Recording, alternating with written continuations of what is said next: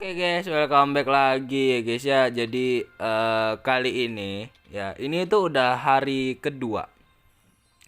Hari kedua hitungannya ya. Hari kedua dalam aku ngejam kalau nggak salah. Jadi ini udah berapa jam sih aku sebentar. Aku belum melihat status kingdomnya itu udah berapa jam. Kita bisa lihat dari status kingdomnya aja guys. Karena aku benar-benar mulai dari kingdom tuh baru 4 menit muncul tuh langsung aku bikin gitu di situ. Sebentar, ya Allah, ini kemana nih kok nge-lag? Astaga naga. Musim persiapan kerajaan Geseli. Oh, baru 2 hari 5 jam. 2 hari 5 jam dan powerku sudah mencapai 150.000. Ini berarti sudah mencapai sesuai dengan targetku. Karena targetku di hari pertama aku tuh bisa mengumpulkan sekitar 100.000. Dan di target hari kedua aku udah bisa mengumpulkan 50.000. Jadi kalau ditambah 150.000, meskipun telat-telat dikit 5 jam sedikit, it's worth it to me karena gue sebagai F2P ya. Dan gue masih bisa bersaing dengan teman-teman gue yang di sini udah adalah sedikit-sedikit yang menggunakan lost spender, ada yang pakai beli Minamoto, udah bisa bersaing sedikit lah. Sebagai F2P ada rasa bangga sedikit ya, meskipun kalah power ya gitu ya. But tetap aja itu tidak akan menghalangiku, aku tidak akan insecure karena aku percaya dengan pengalaman yang aku punya ya. Aku pede aja, nggak yakin karena kalau kita sesama teman atau sesama satu klan mesti kita saling support. Oke, the condition atau di situasi. Jadi tuh aku, kalian tau lah namanya Vietnam atau ngunyen-ngunyen. Di game Eroka ini Vietnam ini disebut dengan apa ya, yang negara yang paling bikin jengkel gitu loh, kayak ngunyen-ngunyen. Nah, orang Rise of Kingdom tuh ngomongnya ngunyen-ngunyen ya. Jadi tuh mereka tuh bikin bendera tepat banget di sebelah center fortress kita. Ya, tepat banget di sebelah center fortress kita. Lalu mereka membakar si F kita. Aku nggak tahu kenapa dibakar. Padahal aku udah negosiasi. Bukan aku sih negosiasi. Cuman temanku udah nego, katanya kita akun jam, jadi ya cuman buat numpang aja gitu loh, sekedar numpang, nggak apa-apa lah ya kalau numpang doang gitu kan. Tapi ternyata faktanya mereka malah menyerang si F gua. Oke. Nggak apa, mungkin mereka ngira kita sebagai penghalang, jadi kita nego-nego lagi, katanya kita bisa, mending kita disuruh pindah aja sama mereka. Fine, kita bakal pindah karena center fortress ini juga bersifat sementara guys. Bersifat sementara kenapa? Karena kan kita akun jam ya, ini cuman kayak buat ngumpulin kredit point aja sih, kredit point aliansi. Itu cuma buat ngumpulin itu aja sih, sekedar itu aja. Lalu di sini pasukanku aku kasih ke rumah temanku yang ada bubble. Kenapa? Nomor satu, aku tuh nggak mau buang shield. Shield itu lebih berguna ketika aku ntar di akun jam aja. Jadi di next kalau kita udah terbang ke kingdom sana, shield itu bakal kepake banget buat aku. Jadi aku nggak usah beli shield lagi kalau ada kondisi tertentu ya. Shield aku ada berapa sih? Ada 3. Lumayan guys, shield 3 tuh lumayan, satu shieldnya tuh sekitar 200 gems. Nah, ini pokoknya 2 troops itu aku kasih di teman-temanku. Lalu yang troops sisanya itu kan nggak bisa keangkut, jadi ya nggak apa-apa, aku relakan aja mereka di sini. Dan BTW tadi gue tuh di bom ya sama mereka ya. Di bom oleh ngunyin-ngunyin itu, ada battle report ya kalau nggak salah. Sebentar, battle report. Nah, ini dia, aku dibom sama ngunyen-ngunyen. Pasukanku 18.000 yang ada di kota, sementara mereka menggunakan 40.000 untuk menyerang. Literally, ya jujur li, ini worth it. Meskipun aku kalah, kenapa? Karena yang di sini aku pakai T1, mereka udah pakai T2. Nih kalian bisa lihat nih. Ini mereka tuh yang mati tuh T2 tuh. Infanteri, kuda, itu yang mati di T2. Sedangkan gua tuh nggak ada yang mati malah. Cuman luka parah, lalu cuman bisa dia tuh kalau T1 ya.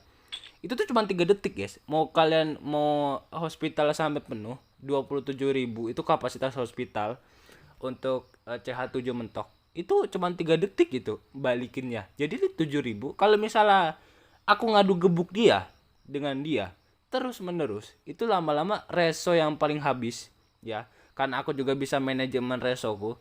Reso yang paling banyak kekuras adalah di dia. Kenapa? Karena dia tuh bukannya masuk hospital, malah mati hitungannya. Kalau aku masih masuk hospital, jadi aku bisa nge-reinforce lagi pasukanku. Kalian ngerti gak sih? Jadi itu T2 itu harganya lebih mahal daripada T1. Lalu mereka juga buang-buang waktu sebesar 1577 pasukan dari orang ini tuh mati itu. Yang ngunyin-ngunyin ini mana sih? Nah, ini dia nih yang nyerang gue tadi. Untungnya yang menjadi kehokian bagi aku adalah pasukanku udah aku taruh di rumah teman-temanku. Sehingga apa? Yang tersisa di sini tuh jadi tuh aku gak ke zero gitu. Kalau aku ke zero aku nggak tahu lagi deh ini akun jam mau gua apa. Nangis kayaknya gua kalau ke zero. Makanya mereka pas udah bikin bendera di sini, pas udah tepat banget di center fortress gua, ya. Terus habis itu gua tandain peace ngap peace no war, ya kan. Terus habis itu akhirnya karena gua bakal off, jadi gua mencari aman pasukan gua kasih ke sini satu. Ke sini nih. 1 2. Oke. Kita udah sedikit aja tentang progres tentang akun jam. Oke. Sekarang gue bakal membahas salah satu komandan epic yang gue pakai untuk di peradaban Cina. Kalian pasti tahu adalah Sun Tzu, ya kan. Sun Tzu ini adalah komandan epic rasa legend. Untuk di tiernya itu bener-bener kayak menurut gue Sun Tzu ini harus di nerf atau enggak malah komandan epic yang lain itu harus di buff. Jadi kayak biar skillnya tuh menurutku seimbang dengan Sun Tzu. Karena kita bakal bicara skillnya. Aku nggak bakal bicara talent tree. Kenapa? Karena skillku belum max. Tapi overall yang aku bisa kasih ke kalian cuma segini doang sih. Ini ntar pasti bakal ambil ini Field of Nether itu bakal pasti keambil. Terus habis itu ntar kesini ntar infanterinya hold the line. Oke. Tapi sebelum itu ya kalian harus tahu kalau sistem dalam game ini itu adalah kalian tuh mengupgrade skillnya skill utama dari Sun Tzu atau dengan misalnya komandan lain itu menggunakan patung kepala botak atau patung kepala universal. Terus habis itu ntar di convert menjadi ke patung kepala Sun Tzu kalau di sini. Habis itu kalian bisa ngupgrade skillnya. Lalu juga ada sistem XP, kalian tentunya tahu XP. Nih kalian bisa klik aja di sini. Nggak bisa diklik ya. Nah, jadi kalian tuh mengalahkan barbarian atau unit netral untuk mendapatkan item XP. Jadi kalian kalau misalnya lihat di konten-konten sebelumnya aku sering banget tuh kan farming barbarian. Kenapa? Untuk mendapatkan XP ini supaya gue bisa farmingnya tuh lebih cepat. Jadi Sun Tzu gue otomatis bisa naik level lebih cepat. Ini aja gue level Sun Tzu gue tuh udah level 29 gitu kan ya. Bentar lagi level 30 sedikit lagi. Tapi bakal gue kelarin hari ini untuk yang level 30. Oke? Lanjut kita akan pembahasan ke talent tree speciality dari ability Sun Tzu ini. Sebentar, tarik napas kalian. Kita akan bandingkan dengan salah satu komandan favorit aku pada masanya, yaitu Yuji Mondeok. Kita akan bandingkan dengan Yuji Mondeok. Nah, untuk Yuji Mondeok, aku udah ada akun yang menggunakan Max Yuji Mondeok. Talent tree-nya mungkin gue bisa share di situ juga, di sini sekalian langsung jadi satu video. Jadi video ini bakal agak panjang karena aku akan membandingkan Sun Tzu dengan Yuji Mondeok dan dengan salah satu komandan epic lainnya itu Bjorn Ironside. Kita akan bandingkan, oke? Dengan infanteri ini. Kita bandingkan infanteri dengan infanteri. Jangan infanteri dengan archer ataupun infanteri dengan kuda karena bakal beda jauh pasti skillnya. Lanjut. Untuk Sun Tzu ya. Nah, nggak tahu itu bahasa Cina ya guys ya. Jadi itu sorry kalau agak sentrup karena agak pilek aku. Yang basic dari infanteri itu adalah dia darah tebal, lalu damage itu biasa dari counter attack, lalu dia mainnya terabas. Atau misalnya kayak bukan main hide and seek. Kalau kuda, kalau cavalry itu dia banyak hide and seek sama kayak archer lah. Jadi kayak sembunyi, terus habis itu ngehit musuh, casting skill, balik lagi sembunyi. Jadi kayak main sembunyi gitu. Kalau infantry ini khusus nabrak terus dia, mainnya maju terus di field. Sun Tzu infantry, garrison dan skill. Garrison, aku nggak pernah nemu satu commander apapun yang mempunyai Vitality atau emblem yang bisa semuanya tuh di field. Komandan epic, karena kita bisa lihat sendiri ya. Kita mulai pelan-pelan nih. Ini kita lihat dari Scipio, Conquering. garrison, peacekeeping atau buat barbarian, gathering buat mengumpulkan, dan sisanya tuh garrison no kan, acquiring ya kan. Ini peacekeeping nih, baik Belisarius. Nah, jadi Komandan Epic tuh ada salah satu skillnya itu yang nggak guna buat di field untuk Epic, karena kalau misalnya garrison ini jadi Vitality itu bakal jadi jatuhnya jadi Komandan Legend. Oke. Infantry, garrison, dan skill Komandan ini tuh benar-benar tergantung dengan skillnya atau skill yang memberikan damage factor, dan ini benar-benar terlihat pada Sun Tzu ini. Kita akan langsung bahas ke dalam skill besarnya ya, atau skill utamanya. Jadi skill utamanya itu membutuhkan 1000 reach. Oke. Memberikan damage langsung ke 3 target di area beruntuk kerucut, damage faktor itu 450. Lalu memberikan damage tambahan ke target tersebut pada giliran berikutnya 150. Sun Tzu mendapatkan tambahan 50 reach untuk tiap target yang terkena oleh skill ini. Jadi damage yang dihasilkan itu adalah 600, kan 450 tambah 150. Oke. Jadi 600 untuk ketiga target. Jadi itu sekitar 1800. Jadi kalau misalnya AOE, kalian tahu AOE kan? Area of Effect. Jadi kayak damage Sun Tzu ini bakal nyebar ke musuh-musuh yang di sekitarnya. Sampai 3 target, itu damage itu maksimal 1800. Lalu range pulih itu sebesar 50. Kalau misalnya kena 3 target jadi 150. Oke. Belum ditambah dengan menggunakan talent tree ini.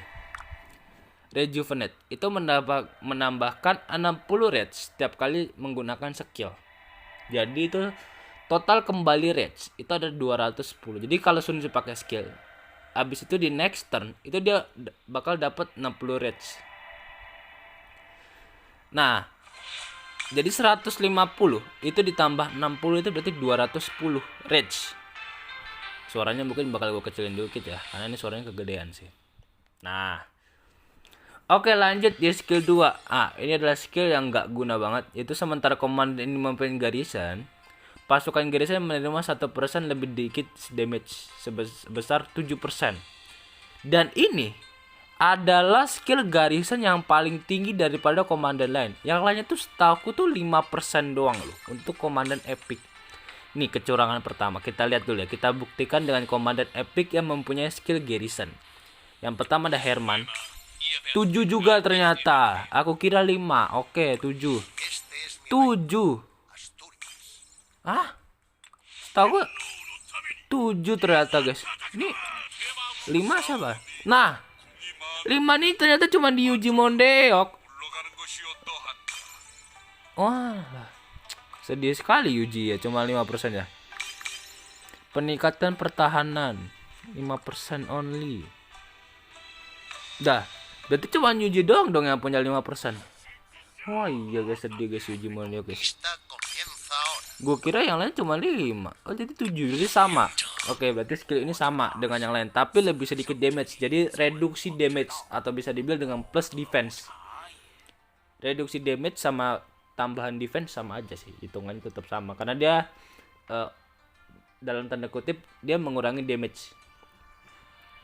Dan ini skill 3-nya itu ibarat kata Sun Tzu ini benar-benar dibikin keras banget guys. Kalian bisa lihat di sini pasukan yang dipimpin oleh komandan ini menerima 6% lebih sedikit damage, dan unit infanteri mendapatkan 6% peningkatan kesehatan. Nih guys, kalian bayangkan pasukan yang dipimpin oleh Sun Tzu. Berarti semua jenis pasukan, tidak hanya infanteri, bisa archer, bisa cavalry ya. Lalu siege unit ya, itu bisa mendapatkan 6% lebih sedikit damage. Aku bakal cari komandan mana yang mempunyai pasif di mana dia bisa memimpin. Aku belum nemu deh kayaknya yang kayak gini. Ini kan dia skill aktif ya. Kalau Scipio ini dia bisa mereduksi damage hingga 5 detik. Sebentar, aku belum pernah nemu yang skill pasifnya itu dia bisa untuk komandan infanteri aja kita banding. Nah, Ini dia kalau Yuji Mondeok, unit yang dipimpin komandan ini tuh mendapatkan 4% sampai 10% itu infanteri doang. Catat omonganku, infanteri only. Ya. Kalau ini archer only. Oke, attack archer kan. Kalau Baybar attack kuda doang. Oke. Dan satu lagi kita bandingin dengan Bjorn. Infanteri dan defense infanteri. Oke. Dan Sun Tzu itu pas damage yang diterima dikurangi sebesar hingga 10%.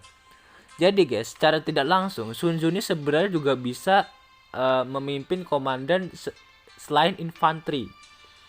Tapi lebih bagus atau lebih maksimal ketika dia memimpin infanteri, karena di sisi lain udah HP infanterinya dikasih 10%. Lalu di sisi lain dia juga ditambah dengan reduksi damage. Reduksi damage berarti semua damage itu dikurangin.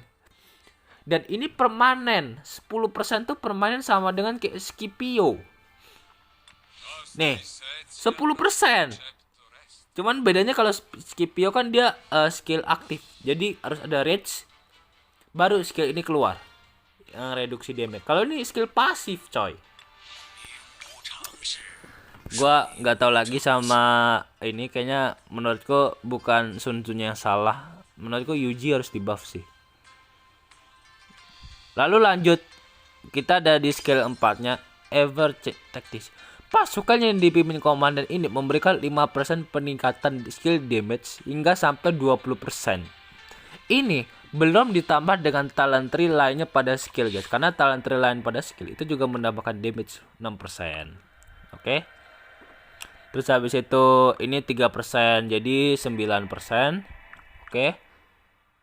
Mengurangi damage skill yang diterima berarti ya, bukan damage skill yang dikeluarkan. Kalau dikeluarkan rugi. Damage skill sebesar 2% untuk 6 detik berikutnya. Oke, clarity. Oke. Berarti yang bisa kena ke Sun Tzu itu ada pada di sini. 6% ditambah 9 jadi 29%. 29% ditambah ini. Iya 29% berarti. Gila enggak lo? Lu bayangin coy. Ini damage udah 600. Tapi kita belum buka skill expertise loh. Jadi skill expertise itu sama. Cuman bedanya damage-nya 1000. Kalian bisa lihat di sini 800 ditambah 200 jadi 1000. 1000 itu ditambah dengan 30%. Aduh, gua nggak bisa ngebayang lagi. Paling itu sekitar jatuhnya tuh damage itu kalau nggak salah dia ada di 1300 ya. Kalian bisa dihitung matematika mungkin 1300. Itu 5 target. Berarti tinggal 1300 dikalikan dengan 5. Itu berarti damage itu sekitar di angka 7 ribuan atau enggak 6 ribuan. 6 ribuan damage maksimal yang bisa dihasilkan oleh komandan epic. Ini komandan epic guys, tapi berasa legend kan gitu kan. Lalu kenanya 5 dan Sun Tzu mendapatkan 50 rek yang setiap oleh target yang terkena skill ini. Jadi 250 ya ditambah dengan 60. Jadi 310 rek yang bisa diterima oleh Sun Tzu. Berarti ini bisa memotong sekitar 3 turn. Karena gini guys, hitungan dari rek ini adalah 1000. Setiap kita ngehajar musuh atau sekali basic attack dari komandan itu sama dengan 100 rage. Oke. 100 rage. Kemudian itu dibagi dengan berarti 10 turn untuk mendapatkan casting skill. Oke. Dan ini itu Sun Tzu sudah men-skip 3 skill atau 3 basic attack dia untuk mendapatkan rank lagi apabila dengan catatan semua skillnya kena. Tapi kalau ini untuk di open field dipaksa terus, ini berarti skillnya pasti benar-benar kena secara terus menerus. Jadi dia bisa nge-spam skillnya. Belum lagi ditambah dengan bonus rage. Nih, ada 9. Serangan normal memberikan tambahan 9 rage. Berarti 109. Oke, 109 rage. Serangan normal berarti ada sekitar 100, berarti 118. Berarti per dia basic attack itu juga dia bisa men-skip. Kalau misalnya kita kira-kira Sun Tzu ini bisa men-skip sekitar 4 turn atau 4 detik untuk melakukan casting skill. Gila sih untuk komandan epic.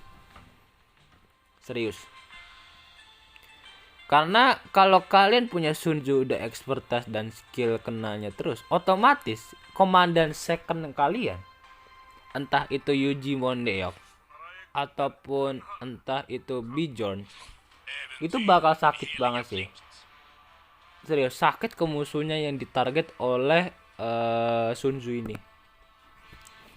Oke, itu benar-benar sakit banget serius. Jadi Sun Tzu ini adalah komandan sejuta umat. Kita udah bahas ya. Jadi Sun Tzu ini makanya sering dipakai oleh player-player free to play karena emang skillnya ini benar-benar open field banget.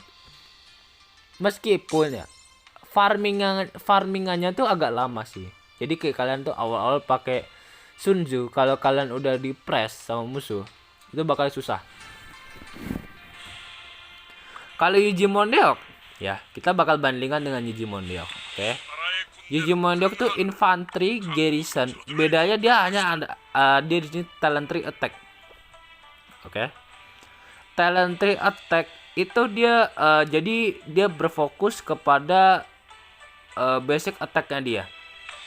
Mungkin aku bakal pindah akun dulu ya guys ya. Jadi kita bakal lihat Yuji Mondeok expertise sebentar. Oke guys, welcome to akunku yang 1 tahun yang lalu ya guys ya. Jadi kalian di sini akan melihat sebentar. Nah, Yuji Mondeok expertise. Mantap gak?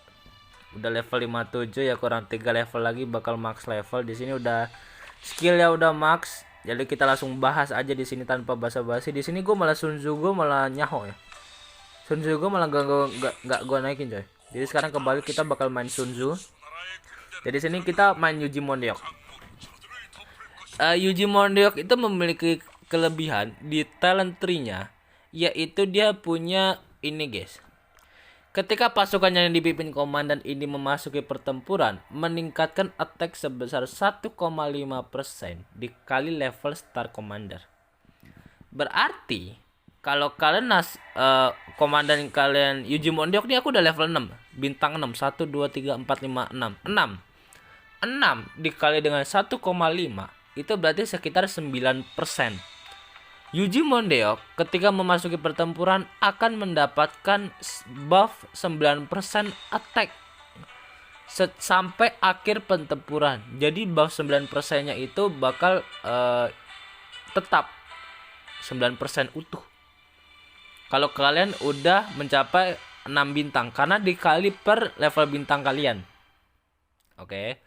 Jadi Yuji Mondeok ini adalah salah satu komandan yang nanggung. Kenapa bisa dibilang nanggung? Karena dia tuh apa ya?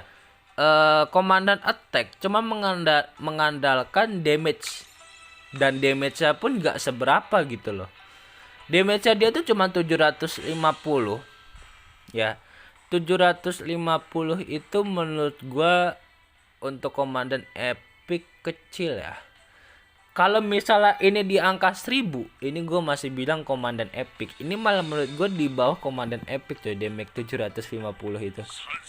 Tapi yang menjadi bonusnya adalah dia bisa menurunkan pertahanan target yang ditarget oleh Yuji Mondeok ini sebesar 30% untuk 2 detik berikutnya. Berarti setelah kalian ngasih damage, habis itu 1 detik berikutnya setelah kalian menghasilkan damage itu bakal ada pengurangan defense sebesar 30%. Ini lumayan tinggi banget untuk awal game tuh, lumayan tinggi. Jadi kalau kalian udah reset atau teknologi rendahan, buff 30%, misalnya udah nambah sekitar 40% lah buff kalian, itu langsung bisa ngedrop coy selama 2 detik. Jadi nggak ada defense musuh kalian. Ya. Kalau misalnya Yuji ini kayak damage 1000, ini sakit loh ini. Untuk komandan epic ini sakit. Nggak sesakit Sunzu karena dia bisa area of attack, cuman debuff-nya lumayan pedes. Untuk awal game juga lumayan banget sih. Untuk awal wah gila, gacor. Dan ini yang sedih. Kenapa cuma 5% coy? Ini nih. Nes di buff nih minimal 7% lah. Samain dengan komandan epic yang lainnya kan. Minimal 7% sih menurutku. Jadi samain dengan komandan yang lain. Oke. Lanjut. Di skill expertise-nya nih. Unit infanteri yang dipimpin komandan ini mendapatkan buff 15% peningkatan serangan dan 15% pertahanan. Jadi menurut gue ini nanggung banget. Kenapa nggak 15 atau kenapa nggak langsung mendapatkan 30% attack? Anjir, kalau 30% attack itu OP banget sih. Tapi kan literally sesuai dengan talent tree-nya dia attack. Ya kan? Atau enggak misalnya kalau nggak mau attack meningkatkan serangan 15% counter attack. Karena hitungan dari counter attack adalah setengah dari attack. Waduh, gimana jelasannya? Jadi tuh yang pertama tuh ada damage per basic attack. Lalu kalau kalian gebuk musuh dengan basic attack, kalian tuh juga nerima damage yang itu disebut dengan counter attack. Jadi hitungan dari damage itu counter attack itu adalah setengah dari damage utama kalian. Lanjut di skill keempatnya. Yuji Mondiok berpeluang 10% meningkatkan damage pasukannya sebesar 100% di turn selanjutnya. Ini kalian mungkin bakal terlihat wah fantastis ya 100%. Wah kayaknya seru nih. Tapi yang kalian harus perhatikan adalah ini berpeluang. Kalau misalnya kalian bisa kayak apa ya? Pas skillnya. Atau misalnya kalian bisa ini keluar terus peluang ini bakal jadi hero OP cuy. Ya kan? Tapi sayangnya di sini chance-nya itu cuma 10%. Dan menurut gua damage 100% untuk 1 detik itu kecil coy, karena Scipio aja 2 detik. 1 detik nih, sorry. Enggak, maksud gua tuh hero yang punya skill kayak gini tuh 2 detik. Nih. Yang punya skill yang biasa skill keempatnya itu skillnya langsung kayak bener-bener OP gitu tuh 2 detik. Contohnya Kusunoki deh. No. 2 detik end of tragedy. Sama kan chance-nya 10%. Cuman dia bedanya 2 detik. Terus habis itu mungkin Pelagius. No, 2 detik ada Regen. Ya kan? Nah ini. Dia bisa ngasih damage 10%. Cuman ada skill ini bisa dipicu selama 5 detik. Damage-nya itu 800. Ya kan? Tapi ini cuman 1 detik coy. Jadi tuh kalau misalnya damage-nya kalian 1000, aduh sorry guys, aduh kepencet gini ya. Damage-nya kalian 1000, terus habis itu ada meningkatkan damage. Nah itu bisa antara dua guys, damage counter attack atau damage yang normal. Kalau misalnya kalian bisa dapat damage yang normal sakit karena bisa jadi 2000, 2 kali lipatnya kan, 100% juga. Kalau misalnya kalian dapat damage yang counter attack berarti nggak terlalu sakit, paling cuman 1500 damage ya. Enggak kok 1500 sih. Damage counter attack kan setengah. Kalau misalnya 1500 berarti kalian cuma bisa dapat 1000 damage dari counter attack. Oke. Aku terkadang kalian juga bisa jadi 1 detik sebelumnya itu skill ini ke trigger. Kemudian kalian casting skill utama kalian yaitu yang memberikan damage factor 750. Berarti 750 itu dikali 2 jadi sekitar 1400 atau 1500 ya, 1500 sorry. Dia bisa ngasilin 1500 damage. Ya. Jadi kesimpulan gua adalah di sini yang bisa kita lihat dari skill-skill ini itu tuh yang paling ngefek tuh di skill expertise ya. Dia bisa mendapatkan 15% attack dan defense balance ya. Terus habis itu dia bisa ngereduksi ini 750 dan defense reduction selama 30%. Itu menurut gue ya reduksi defense itu cukup gede 30% selama 2 detik, tapi sayangnya damage faktornya tuh 750. Jadi menurut gue tolong kalau misalnya Rise of Kingdom Let's video ini Yuji Mondok tuh di buff cuy, damage tuh kekecilan atau enggak rage-nya, syarat rage-nya itu dikurangin jadi 900 rage, atau kita bisa bilang nge-skip 1 detik. Ya kan? Tadi kan aku udah kasih tahu hitung-hitungan kalian tentang nge-skip itu di Sun Tzu yang basic attack normal itu menghasilkan 100 rage gitu kan. Coba yang water attack ini dikurangi rage-nya jadi 900. Itu pasti bakal bisa sama efeknya kayak Sun Tzu. Karena menurut gua ini Yuji Mondiok ini bener-bener komandan yang nggak bakal kepake di KVK season 1. KVK season 1 tuh masih kepake ya. Atau Kingdom versus Kingdom di mana kalian bakal war gede-gedean, Yuji Mondiok ini bakal kayak jarang tampil di war. Atau enggak bukan tampil di war yang gede banget gitu. Jadi kayak tampil war di kecil-kecilan pasti dia bakal ada. Cuman jarang banget karena damage-nya dia terlalu kecil. Tapi yang jadi plus dari Yuji Mondiok adalah dia buat farming leveling. Itu di awal-awal tuh cepat karena damage-nya dia single target. Yang kedua ada pengurangan defense, jadi untuk ngelock satu orang ini benar-benar pedas. Jadi kesimpulannya adalah Yuji Mondiok harus dibuff. Karena kenapa? Karena kawannya sahabatnya yang sejak lama Sun Tzu itu skillnya tuh berasa gila banget, udah kayak berasa legend kan. DMK tuh bisa sampai 6500 aja. Ini apa? Yuji cuma 750. Karena emang dia speciality-nya itu bukan pada damage langsung ke target ini yang sebesar 750. Speciality-nya dia itu ada pada basic attack. Oke. Jadi tapi tetap aja menurut gua terlalu kecil lah 750 untuk epic. Itu dulu ya konten dari gua. Kenapa? Karena ini udah setengah jam coy. Gua udah nge-record udah setengah jam. Untuk yang Beyond ini bakal gua bahas di next konten aja.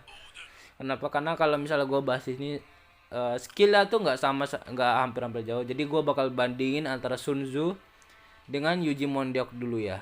Jadi itu dulu konten dari gue. Gue bakal lanjutin upgrade leveling. See you di next content guys.